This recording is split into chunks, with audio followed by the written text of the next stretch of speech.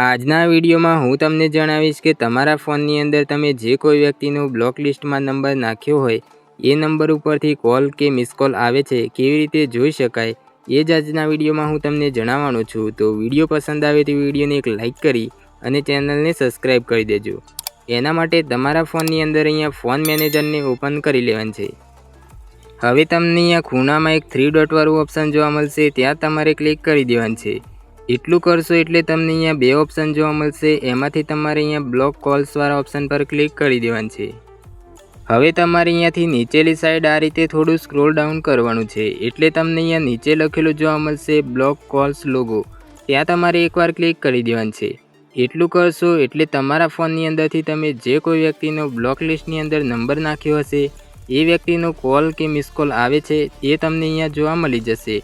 તો તમે પણ તમારા ફોનની અંદરથી આ રીતે જોઈ શકો છો।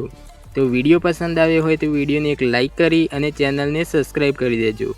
તો ચાલો મળીએ નેક્સ્ટ વિડીયોમાં।